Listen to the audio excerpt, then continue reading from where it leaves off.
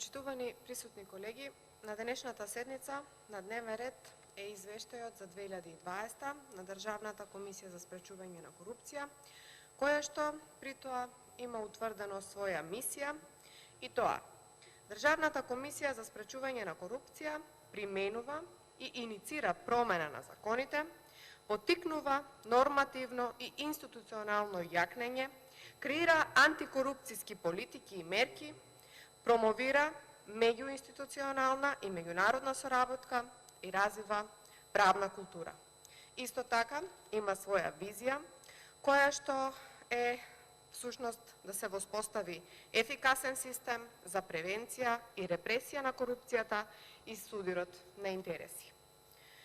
Но дали во најмал процент оваа комисија во својата работа во 2020 година испорачала дел од својата мисија или ја исполнила својата визија?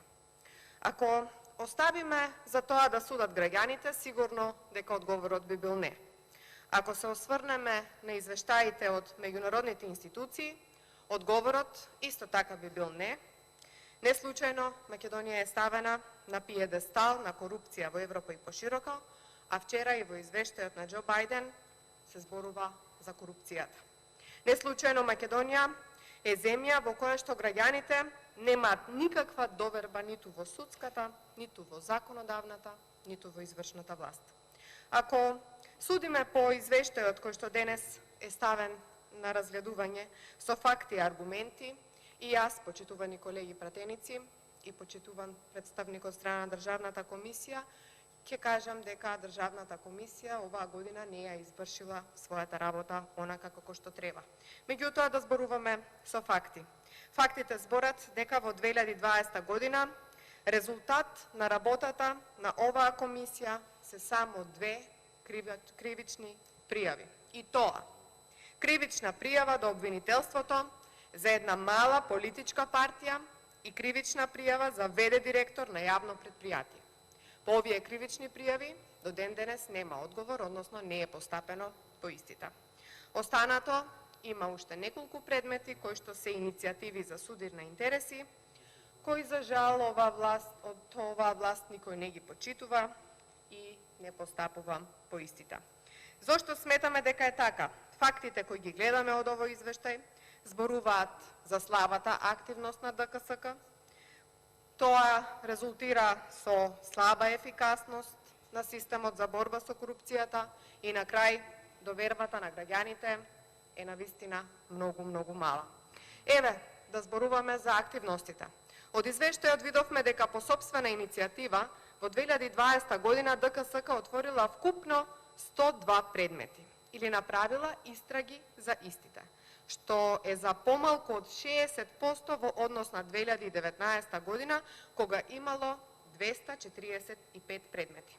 Крајниот резултат по овие истраги по сопствена иницијатива се само 12 оформени предмети, кои што, ќе потенцирам уште еднаш, 2 се со кривична, односно пријава до обвинителството, а другите се иницијативи за судир на интереси. Меѓутоа, од друга страна, во текот на 2020 година дали беа намалени основните сомневања за сторена корупција од самата власт или од луѓето на власта? Не. Основани сомневања имаше секојдневно. За нив македонските граѓани следеа, за жал, само од медиумите, и постапување за нив не видовме од страна на ДКСК, се разбира под превезот и оправдувањето дека поради короната не можеле да постапуваат. Еве ќе набројам само неколку до кои што дојдав истражувајќи на интернет. Во 2020 година се разоткри дека дел од раководниот менаџмент на МВР во криминалистичката полиција е во спрега со криминалните структури, тоест подземјето. Имено дека постои одредена тарифа за чување на предмети во ФИОКа, понатаму дека за одреден надоместок се издаваат податоци од ПИ мерки, например, се уништуваат средства за извршени за извршување на кривично дело или за квалификување на потешки во полесни дела и така натаму. Ова беше почитувана представничке обелоденето од страна на техничкиот министар на ВМРО ДПМН, но никој досега не реагираше. Мојата дилема е дали воопшто таквите форми на корупција некој воопшто ги интересира во оваа држава. Во јавноста стана вирален, например, случајот на Рекет 1. Тој заврши со само тројца обвинети и молк од страна на сите други институции. Рекет 2 на Ден Дончев, кој што веќе го нема, односно некаде заминал далеку, и притоа се обелодени дека за речиси една година се стекнал со незаконски приходи од над 3 милиони евра и си заминал, бидејќи никој во оваа држава не остана да го гони за сторените своји дејствија. Корупцијата во некогашното СЈО, платите на некогашните обвинители, за кои што со извештај на извршена ревизија стои дека не се правилно распоредени, постојат определени недоречености и определени неправилности, дека истите земале по 4000 евра месечна плата и повеќе, но за ДКСК и овој предмет очигледно не станува збор за корупција. Епидемија на непотизам владееше во Македонија и се уште владее, се вработуваа сопруги, тетки, деца, братучеди, блиски и далечни роднини на партиските функционери во државната администрација, меѓутоа не видовме и дека има одредени такви забелешки.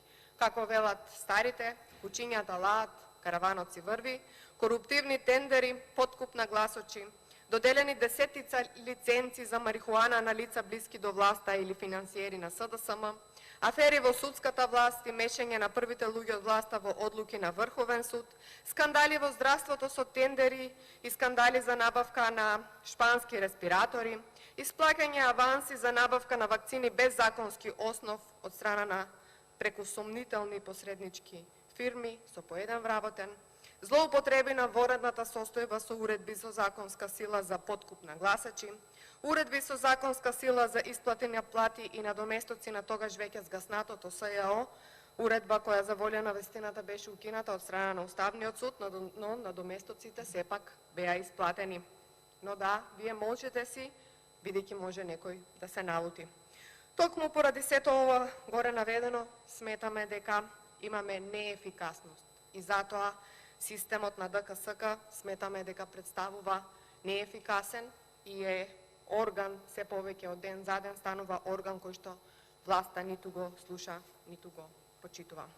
Фактите зборат дека ДКСК во 2020 година, повторно ќе повторам, доставила 2 предмети до обвинителството и по истите се уште не е постапено. Затоа гласно ние зборуваме, бидејќи системот е нефункционален, крајно време е да направиме нешто за истиот да се промени. А ако молчиме, самиот од себе нема ништо да се смени.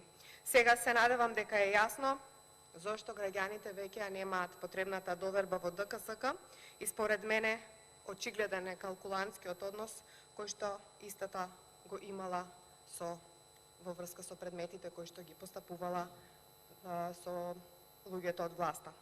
И ова не е напамет, повторно ќе повторам, зборувам со факти извадени од вашиот извештај, зборува дека вкупниот број, ќе повторам, број на пријавени предмети оваа година, односно 2020 година е намален за 50% и тоа од 1172 предмети во 2019 година, во 2020 година истиот е намален на само 550.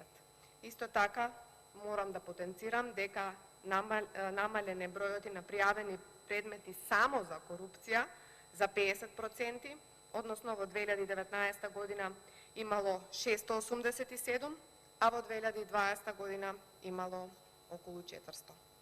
Сумарно, декларативните заложби, мисии, визии се залудни, се додека граѓаните на Македонија не видат непристрасност, да видат постапување или народски кажано гризење, ако сакате, и постигнување на резултати.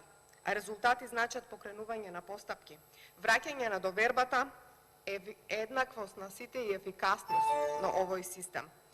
И да не бидам сватана погрешно, ДКСК не е единствената институција која што треба да се бори со корупцијата во Македонија. Ние вршиме надзор на вашето работење врз вашиот извештај. Меѓутоа, вашата ефикасност зависи само од вашето постапување и од уделот на истото кое што го има оваа власт.